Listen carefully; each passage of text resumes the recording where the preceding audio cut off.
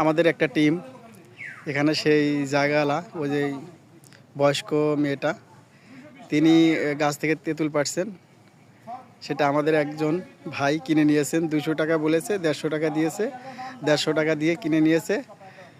কিনে নিলে কি হবে, তারপরে এখানে ভিডিও বানাতে দেবে না, তো সে ভিডিও বানানোর পক্ষে না। এক কথায় ভিডিও বানাতে হলে টাকা দিতে হবে।